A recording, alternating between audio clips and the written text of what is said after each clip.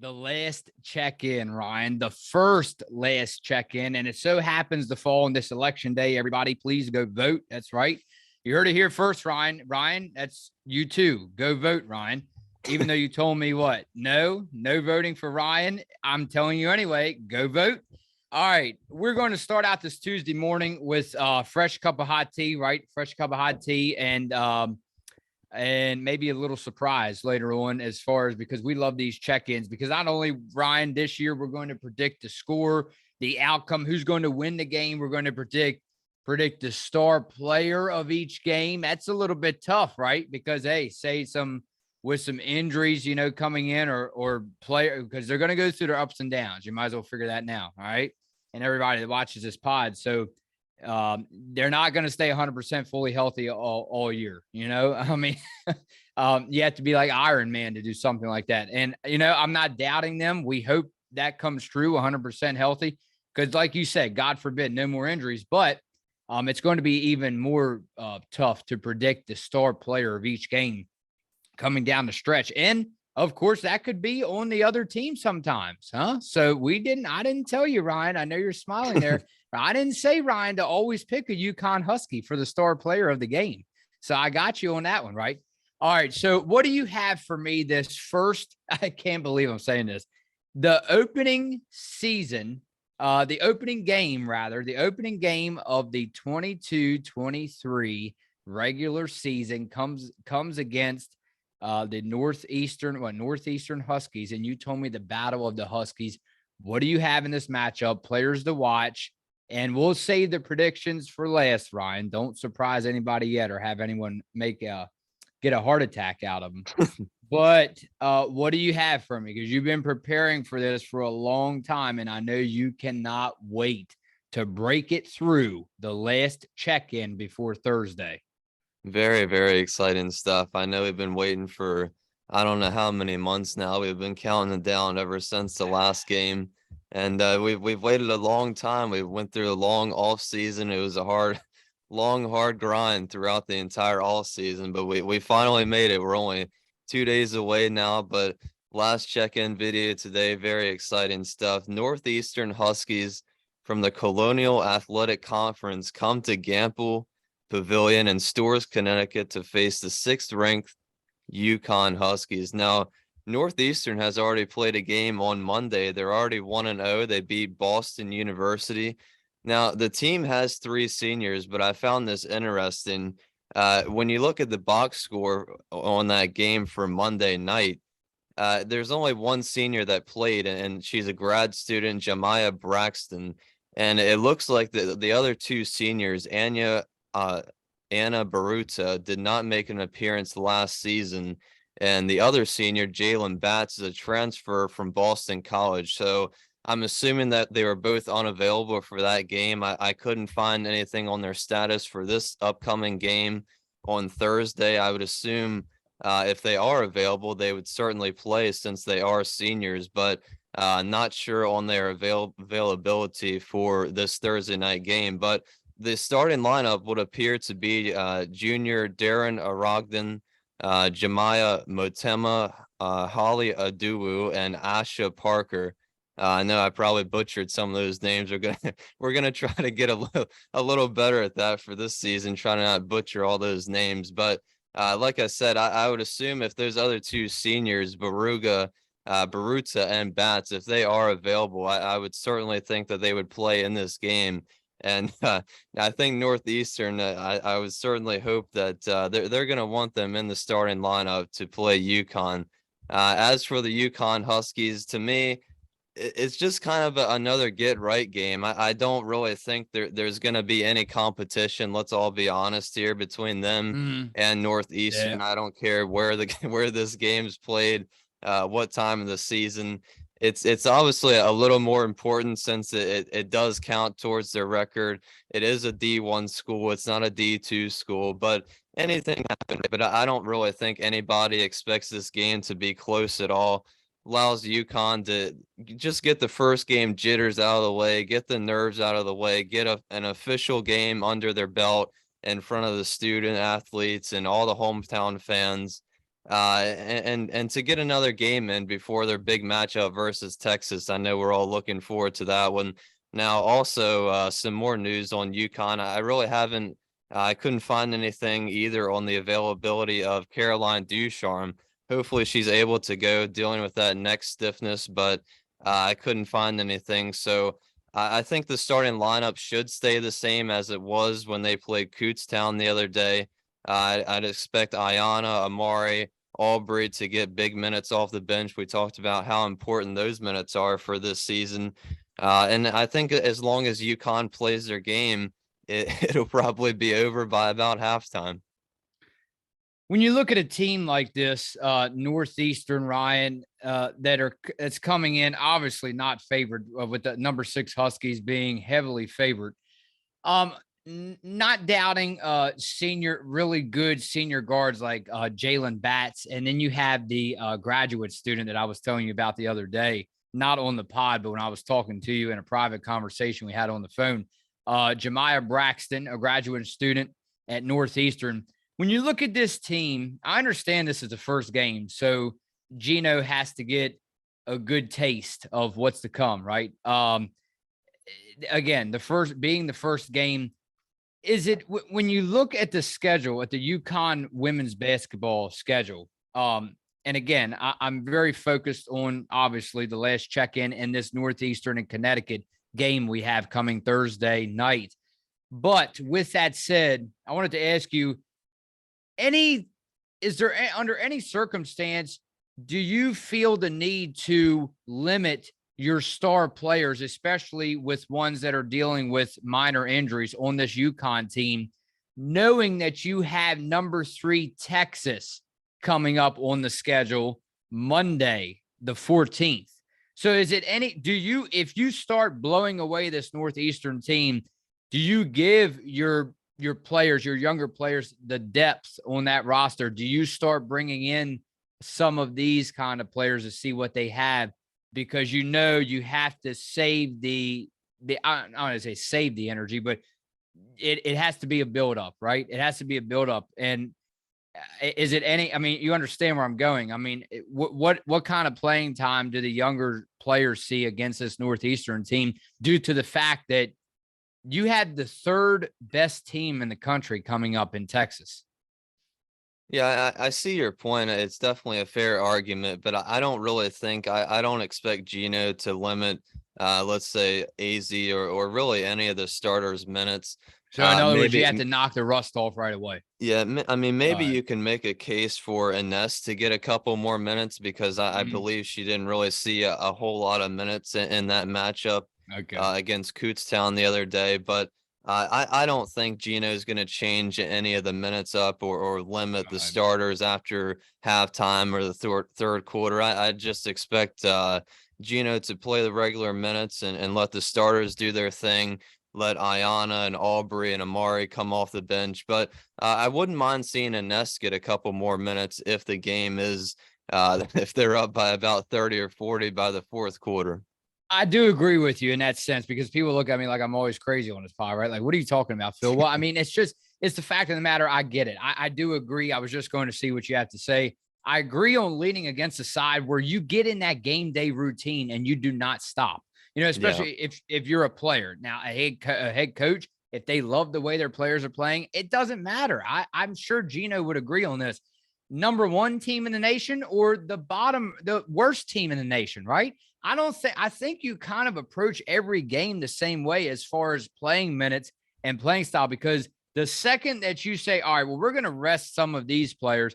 And, it's, to me, in my opinion, 9 times out of 10, you're coming out with a lot of rust on your shoulders if you start to sit these kind of like someone commented earlier, 5-star athletes coming out of high school, right?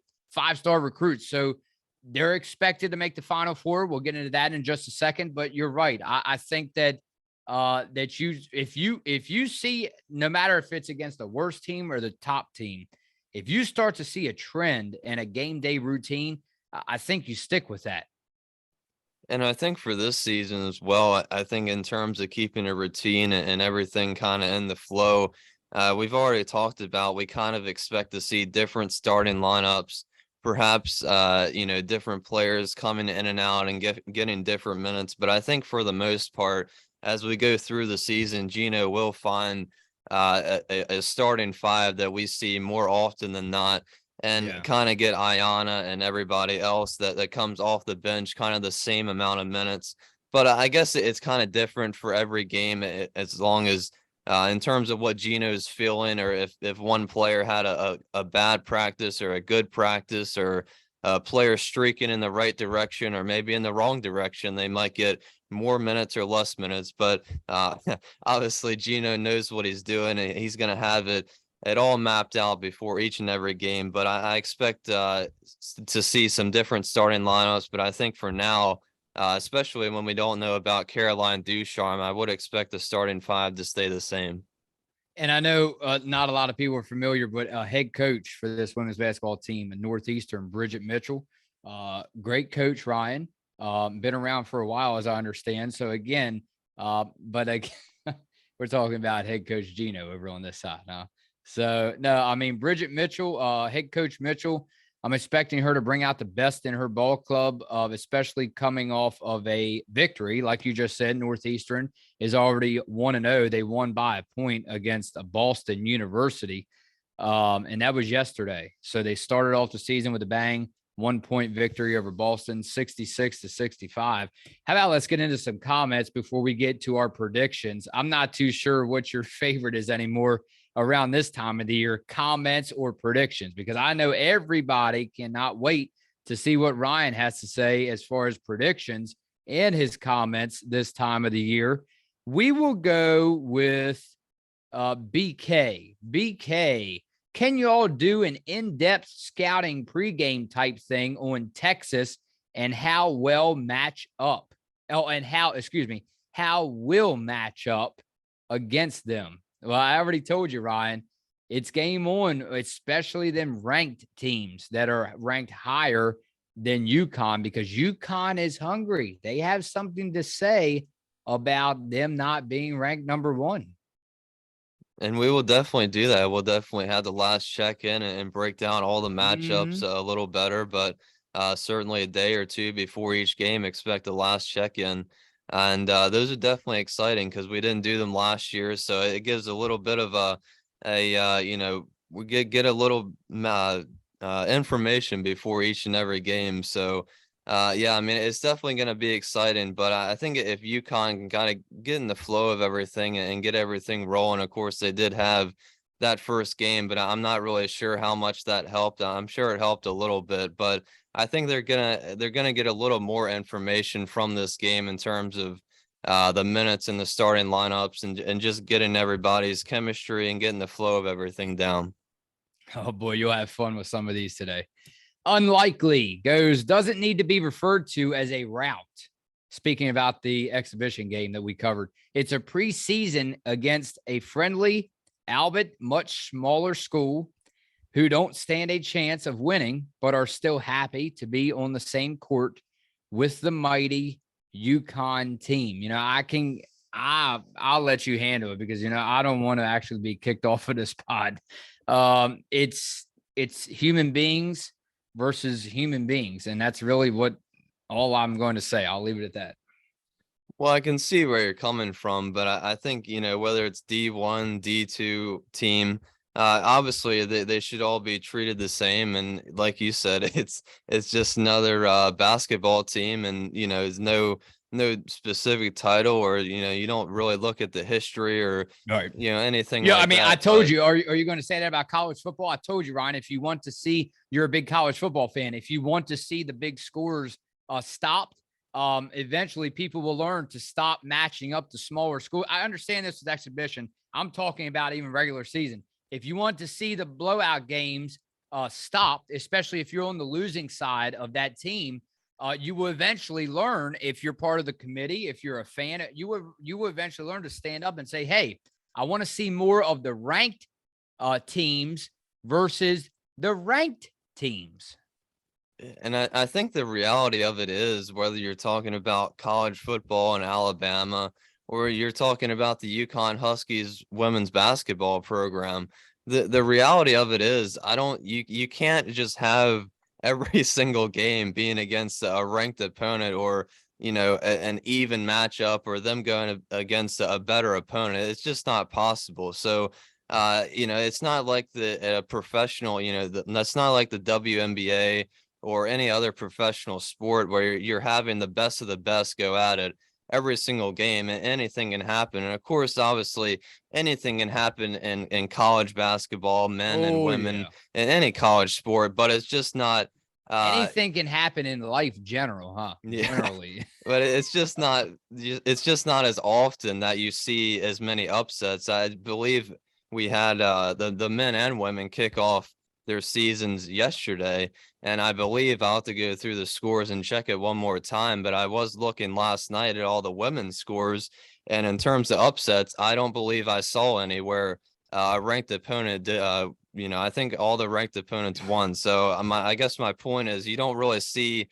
a lot of upsets like you would as any professional sport. This is actually a good analysis on that game. Bon Riley goes, if you didn't see the game, speaking about the exhibition game again, you missed some really good play-by-play. Excuse me, you missed some really good play by the bench. Patterson is a player, and Betancourt passes the ball like she has been here 3 years. Aubrey looks really good and will help a lot. Yeah, and like I said, I really do expect these bench players to have a really, kind of an equal impact as the starters do. Like I mentioned, I think Ines deserves to get a couple more minutes possibly for this game.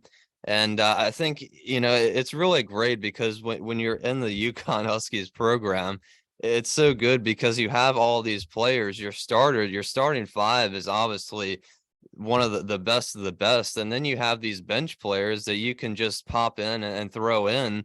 And Gino does such a good job along with his coaching staff to just kind of get everybody ready for the moment in case they do have to spot start or possibly get more minutes. But that's what's so great about UConn, is they have all these world-class 5-star athletes that can come in and do the same as their starters can. Yeah, that's exactly right, Ryan. Aaron Davis. I know you remember this name, and I smiled when I saw his name. Aaron Davis, that's our buddy. He said, "Good evening, Phil and Rye." And I'll be honest with you now, Ryan, it's so good to see him back because he was a regular last season. Good evening, Phil and Rye. I was at the XL, and it felt great to get this season started. Never left you guys. I just stopped commenting on YouTube 7 months ago. So it sounds like what you and I talk about when we need a break, just turn our phones off for like 2 or 3 days in a row.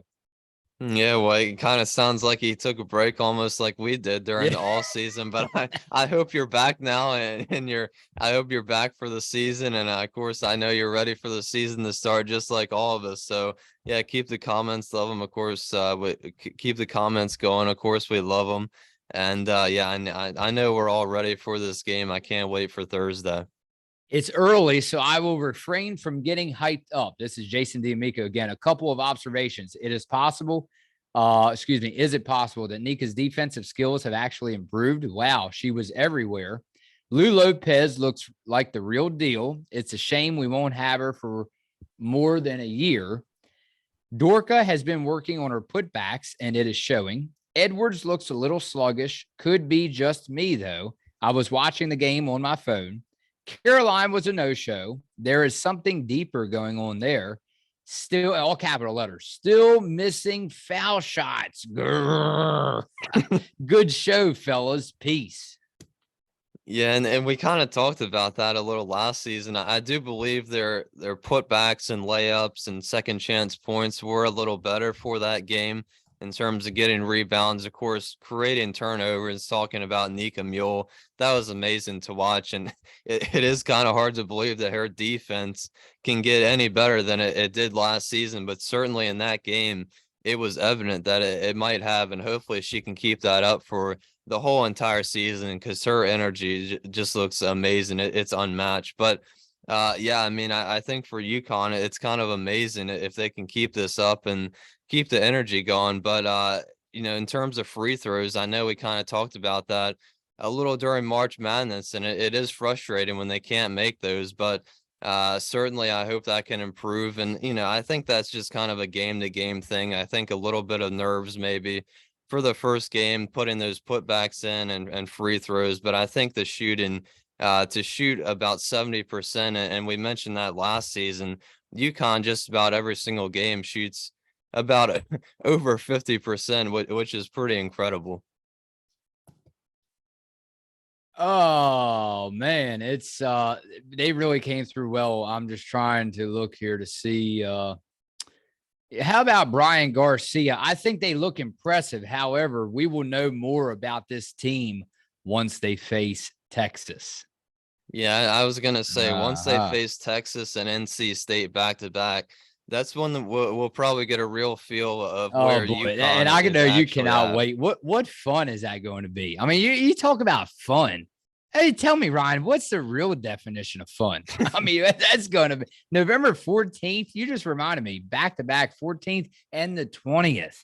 Oh my goodness. Number 3 and number 10.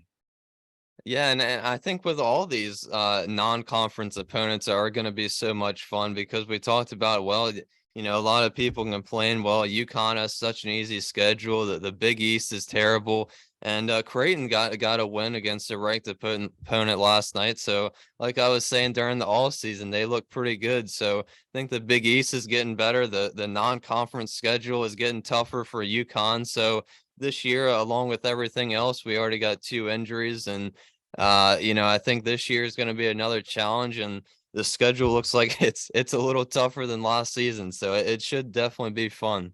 Shorian Patterson is an athlete. Oh my. And she is bigger than Edwards. I know this was a um, division two opponent, but I think the team is better than last year. So many weapons, and their D was really good. And that's important because we talked about that a lot last season about their defense creating a lot of opportunities for the offense. And I think that's going to be very important for this season because the offense is eventually always going to get going. But defense really does win championships. And I know that's the same way a lot of people think. And I know certainly Gino thinks that way. I think it too. But as long as their defense keeps playing like that and Nika is kind of the ringleader for the defense. And as long as everybody keeps the defense intensity up and creates the opportunities for the offense to kind of keep going, I think UConn's going to be pretty hard to beat. One Saint Germain footage. That was a high school team. Yes. No, not high school. Not quite, not quite high school. Just a tiny bit better than that, a D2 team. But I mean, it is what it is. I mean, it was kind of just like the comments were saying earlier, a Yeah. friendly Yeah. matchup. So exhibition game. It is what it is. But it And was just I guarantee you one thing, Ryan.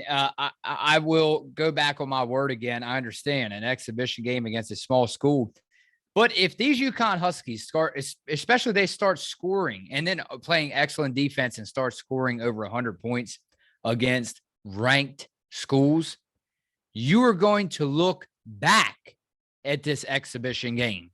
All right. And you're going to look back at the comments and the people that agree with me, and you're going to say, you know what? This was actually, you know, just because they played a small school really had nothing to do with it. These Huskies are actually for real. Yeah, and because I think it kind of gets boring because you really for practice purposes you can't play anybody else against your other teammates. So it helps both teams, but it especially helps UConn because they get to play against somebody else uh other than just their teammates. So it's definitely good to get another even though it didn't count, it was against a D2, a smaller school. It definitely does go a long way in helping them get ready for Northeastern, their first matchup. And certainly Northeastern is going to go a long way, even though it's a smaller school and nobody really expects it to be close. Of course, Yeah. anything can happen, but I Mhm. think it's going to go a long way in helping them get ready for Texas and certainly NC State. That's right. And I'm looking now, December the 11th. Oh my, I want to go to that game so bad. December 11th, 3 o'clock, University of Maryland. Nothing like the Terps, huh? Nothing like the Terps. Well, I guess, I'm kind of, I might want to shut my mouth while I'm there. I tell you, man, the Terps and the UConn Huskies, man. I know we do a UConn podcast with Ryan. Oh, it's so tough for me to wake up that morning and decide who to root for in that ball game because we love both teams. At least I do. UConn and Maryland. Hey, let's go ahead and get our predictions in very quickly for this matchup. And we will leave it off right there. I'm going with the over under. I'm going with over 100 points actually in this game. I'm going right down each week so we don't forget our predictions. I'm going UConn easily in this first matchup of the season against Northeastern to kick the season off, right? 22-23 season. I'll go, Ryan. I'll go UConn Huskies win this one easily 102-59. Okay. 102-59. And your star player of the game, I know I was going Dorka Uhas. Dorka Uhas is going to lead this team all year, Ryan, the leader of the team, star player of the game, AZ Fudd. Yeah, I mean that's not a bad pick at all. And I think in terms of that over under, I definitely take the over because I think UConn's gonna score about 100 points by themselves probably. But I don't think UConn's gonna quite get to 100. I'll say 93-48. I'll go UConn Huskies. Player of the game's so tough because you kind of have to decide between both teams, and then you have to decide the actual players. That's gonna I be knew you that's would. I knew you would. I knew that'd be a little challenge for you, but I figured, well, hey, I might as well go ahead and give Ryan a new challenge for the 22-23 season, something that we haven't tried yet. Yeah, I think I'm gonna go Lou Lopez. I think she shows out again. I think she does have another breakout game, so I'll go Lou Lopez to be the star of the game. Oh, Lou Lopez, the transfer, huh? Oh, right in the transfer portal. I know that video, man. That was some good. That was some good times. We had some good. We thought all along, you and I were stressing that, man, it's going to be such a long off season, Ryan. What are we going to talk about? But actually, UConn Huskies made it very interesting. And again, we have a whole season to get through. But again, you just hope in the future during the off season that they keep having that knack to bringing in future star players, whether that's out of high school or the transfer portal, because there's always a lot to cover. And we actually learned that this off season. You can't talk enough about these UConn Huskies. Yeah, and I think they're always kind of searching, whether it be the off season or during the season. I think UConn's always searching for the future of this UConn Huskies program and bringing in the best of the best in terms of freshmen and transfers, looking for those opportunities. And they certainly did that this off season, bringing in Lou Lopez, Ayana, of course, looks very good. And hopefully we'll see Ice Brady back in action for next season. And even Ines looks pretty good so far. This is it, Ryan. You told me it's the battle with the Huskies, and a lot of questions will be answered, although we expect the UConn Huskies to win this one very easily. Nothing is ever given to you, right? So a lot of questions will be answered on Thursday, Ryan. And of course, with this being the last check-in, I will not see you until Thursday after that game. And that's right, our first game recap. And Lord knows only how long. It's been a while. It's been a while. We don't want to remind anybody the last game recap was not a really fun one. But we're hoping to celebrate here with a 1-0 start, Ryan. It's the battle of the Huskies. Ryan, I will see you Thursday right here on Listen Up.